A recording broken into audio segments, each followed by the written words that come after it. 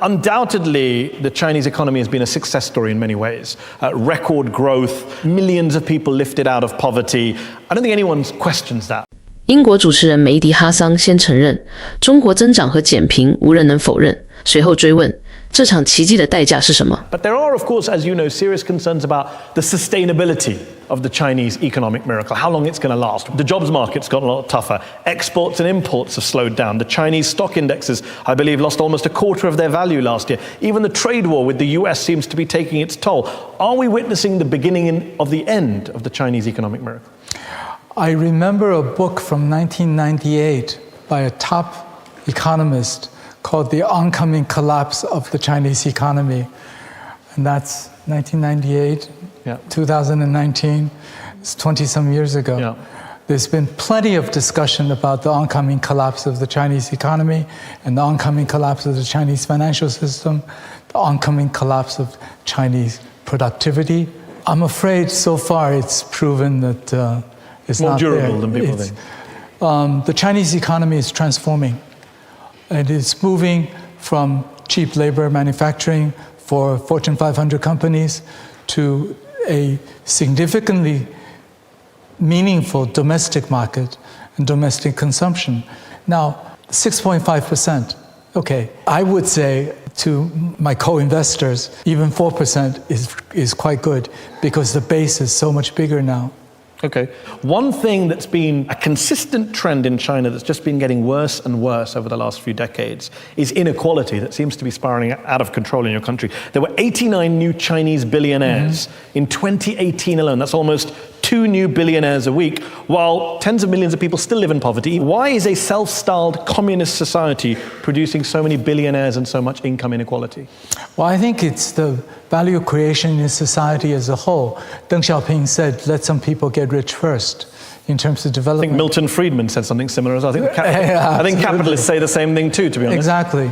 Trickle-down economics is now the Chinese way. It's the Chinese socialist way. Okay. Is it trickle-down or is it something much more significant?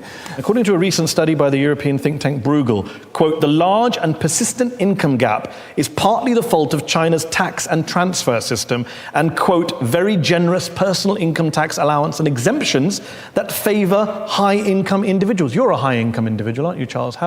You've benefited from this tax system, haven't you? While other Chinese haven't.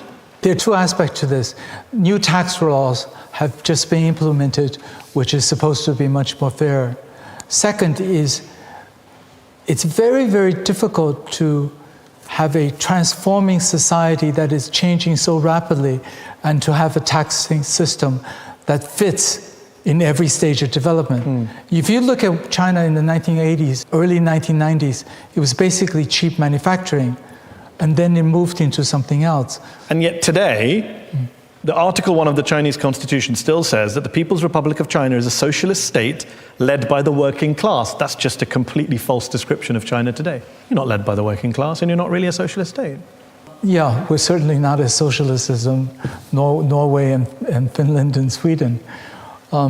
We prefer to look at what happens to the economy and whether or not people's livelihoods have been improved. Well, let's talk about some of the rich Chinese and what they're up to. The Huron Group, very well-respected research company, did a survey of high net worth individuals in China, rich millionaires and they found that almost half the number of rich Chinese are planning to move away from China to protect their fortunes and to get better educations for their kids. A lot of Chinese billionaires, millionaires, as you know, I mean, you keep going on about the West. A lot of the rich people in your country are obsessed with the West. They buy houses in the West, they send their kids to school in the West, they buy Western art at ridiculous prices.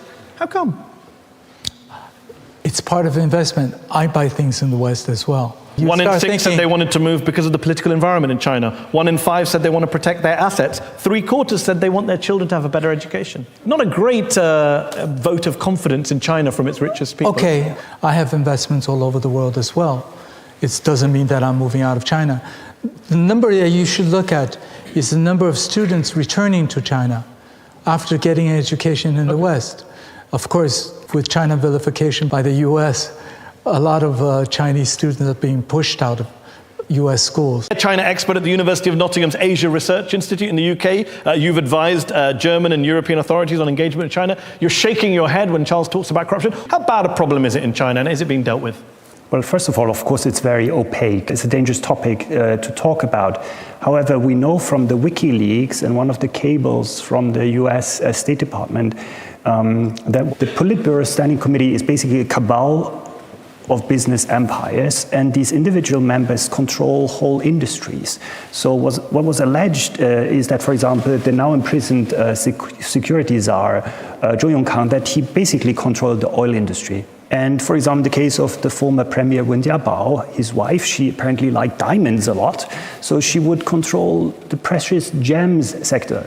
Now, if you think about carving up the economic pie like this, then thinking that this founder of Amazon is the richest man in the world, I think becomes a rather fanciful idea, because these members in the Politburo Standing Committee probably, and their families, are far richer than any individual outside China. Victor Gao is with us, Chinese international politics expert, vice president of the Center for China and Globalization in Beijing, former interpreter to the late president Deng Xiaoping. How do you explain, as someone who's been around some of these people, you've been in their presence, where do they get all their money from if they're on 22 grand a year?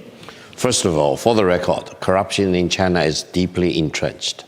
Secondly, as an institution and as a policy, the Chinese government, Chinese party, and the Chinese people cannot tolerate corruption. So whatever that's necessary to weed out corruption, to round out the corrupt officials, we will do. And this is exactly as Charles mentioned, the Chinese system is doing over the past 5 or 6 years in particular to be relentless in chasing after these corrupt cases. But it doesn't seem to be working. That's number one. Chinese overseas wealth has doubled between 2012 and 2018. Yeah. They seem to be getting away with offshoring all their assets. Let me add another point. However, over the past 20 or 30 years, property price in China in almost all the cities has gone up significantly. So most of the urban citizens in China, to say the least about the government officials, can actually afford their kids send their kids to the best schools in the West, especially of the Chinese system of family relatives pooling up funds together to support the outstanding member in China. Many families deal with actually Andreas's point that you have the former prime minister's wife controlling the diamond industry. You have different Politburo members controlling different sectors of the economy. How is that? That's socialism with a Chinese characteristic? That's exactly what we were talking about before. Politburo members were hauled to task for these things. I mean, the thing is, there was a report by the People Bank of China in 2011, and they found out that since the 1990s, 18,000 party officials, managers of SOE, like big state-owned enterprise, etc., had fled the country, and they took with them a whopping 120 billion US dollars. If you think about that kind of theft and looting of state assets, if that had been invested, let's say, in the Chinese education system or in China's health system, that would have alleviated a lot more poverty. Who's been waiting patiently, British political scientist born in Hong Kong, currently the director of the China Institute at the School of Oriental and African Studies in London. How bad is the inequality problem in China right now? Could either of our very distinguished guests from China tell us what the Gini coefficient is in China? This is the measure of inequality. That is the measure of inequality. Mm-hmm. I studied China my entire career. I confess that I cannot tell you because that no such figure is available. Why? Because the Chinese government don't want it to be available? Maybe the party has collected them. But if the party has that information, it's top secret, it's completely classified, we are not allowed to know what it is. Victor? In China, many people are not very happy about comparing their wealth to their neighbors. However, one thing is true among the majority of the Chinese people, that is, if that person compares his own situation with his situation 10 years ago, 20 years ago, or 40 years ago, everyone is better off. That's the mega trend. We need to keep focused on the great changes that's happening to everyone among the Chinese people. And that means every Chinese person. But inequality is a major issue. You can't just dismiss it. And I just want to finish, Steve, deal with this point about where this wealth comes from and how they use it to spend abroad. This problem of corruption is basically systemic. And the Chinese government under Xi Jinping has done a lot to deal with corruption. You quoted the 2 million figure overall. There is also a different set of figures, the so-called tiger figure. tigers are basically vice minister and above rank senior leaders in the Chinese government. By the Western academic calculations, we calculate about just below 200 tigers has been brought down. The Chinese state media give a figures of closer to about 700. Amongst the 200 or 700 figures, name 3 who are people who had previously worked with President Xi, and why is it so difficult to name even one single one of them? Charles, do you want to name someone? You don't know who is. We know who the 200 and the 700s are. But you know, you can know who they are, but how do you identify who is in what camp? We can look at their career. The party is very good with their career structures. Who had worked with President Xi when he was in Fujian province? Your position is that people around President Xi have not been locked up for corruption. That's Steve's position. Can you dispute that? Do you have a person that can? I don't have a view on that. Okay, let's. No, I want to go back to something you said. Yeah. When you said that the amount of wealth that left China in the last 10 years or something. Yeah, between 2012 and 2018 has doubled, I believe. The GDP has doubled as well. There are a lot of Chinese billionaires taking advantage of tax havens. I'm wondering how that's okay in a socialist country, supposedly. You're defining socialist, you know, maybe. How do you define socialism? I think socialist is just a slogan. Okay. In reality, it's the Chinese way of doing things. I'm glad we agree it's just a slogan for the Chinese. Okay, let's go to the audience who've been waiting very patiently. China still has a poor social security net, and working labor rights and working conditions of the poor workers are still a problem in China. I want to ask, how can these conditions be improved? Charles. There is a shortfall in the social security pool. There's no question.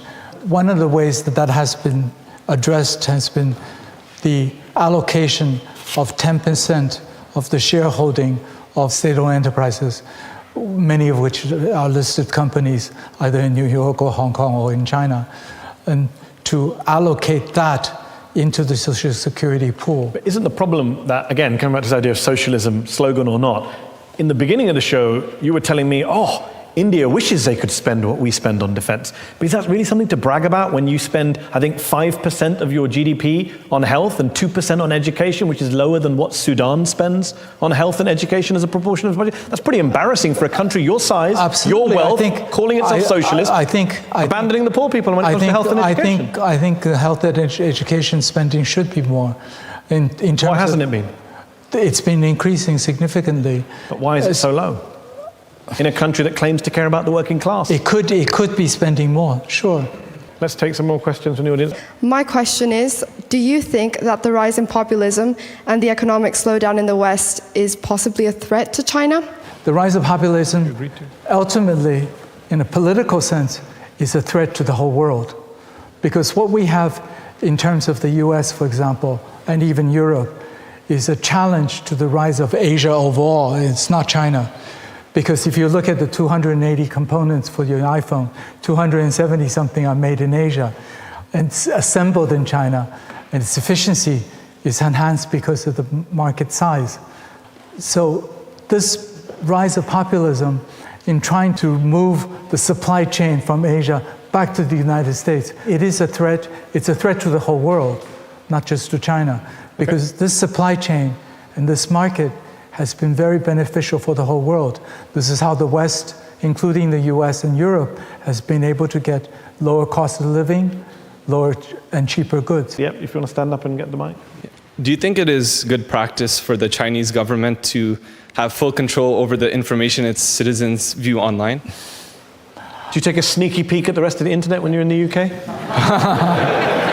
No, I don't have any problems because I don't take sneaky peeks of things that I'm not interested in. Okay. So, but in terms of his question, yes. Should the Chinese government control the flow of information to citizens? I think there should be some measure of control, including in the United States. But total control in China?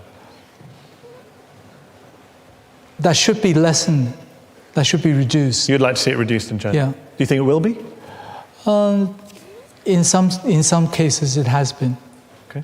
Let me ask you this. We're out of time, but I do want to ask you this. You were born in Taiwan, a capitalist society. You moved to the US as a child. You studied at NYU and Princeton. You worked at the UN. But in 1975, I believe, you gave up your Taiwanese passport and your US green card to become a citizen of the People's Republic.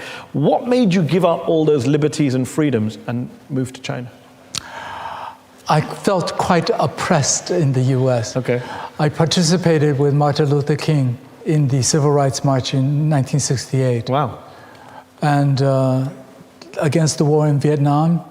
And I had one of my fellow students at Princeton beaten to death by rednecks just because he was Chinese. 答案不再否认成就，也不再回避问题。先把时间放回去，这场辩论发布于2019年3月。台上提到的增长率、富豪数量、税法、海外资产和公共支出都是当时的数字或个人判断，不能直接当作2026年的现实，甚至有2处需要校正。嘉宾把一本著名的中国崩溃论著作继承1998年，公开书目显示戈登章的 The Coming Collapse of China 首版于2001年。曾瑞生说，中国没有基尼系数数据，也过于绝对。世界银行数据库能够查到2018年的中国基尼指数，只是不同来源的口径并不完全一致。这些边界留下以后，主持人开头那句承认反而更有分量。世界银行与中国国务院发展研究中心的联合报告指出，过去40年，按每天1.9美元标准，中国有接近8亿人摆脱极端贫困。这个规模约占1980年以来全球减贫总量的3/4。报告把原因归纳为2根支柱：快速增长以及针对持续贫困的政策。教育、出口导向、长期公共基础设施投资和支持市场竞争的改革也都在其中发挥作用。换句话说，中国经济奇迹不是一句宣传，它确实改变了亿万人的生活条件。但成就是真的，不等于代价可以不问。同一份报告也提醒，城乡教育质量仍有差距，农民工社会保障仍要加强，分散的社保制度还需要更好衔接。一个家庭今天比10年前过得更好，说明发展产生了结果。不同群体获得机会和保障的差距仍然存在，说明发展还没有完成。绝对改善和相对不平等可以同时成立。中国真正做对的是先把创造财富的能力建起来，工业体系、基础设施、教育投入、市场规模和政策执行相互配合，让劳动能够进入更高生产率的环节。没有生产能力，再漂亮的分配承诺也难以长久。但生产能力不会自动变成公平。税收、社保、医疗、教育、劳动保障和公开可比较的数据，决定增长成果能否沉淀为普通人的长期安全感。所以，这场辩论真正留下的问题，不是中国奇迹是真的假的，也不是只要减贫就不必谈问题。崩溃论一次次落空，证明中国有很强的建设与调整能力。越是取得真实成就，越有条件回答下一道更难的题：怎样让发展成果覆盖得更广、更稳、更可持续？一个国家的底气，不是声称自己从未付出代价，而是既能持续建设，也能看见代价，修正问题。中国经济奇迹从速度走向质量，关键就在这里。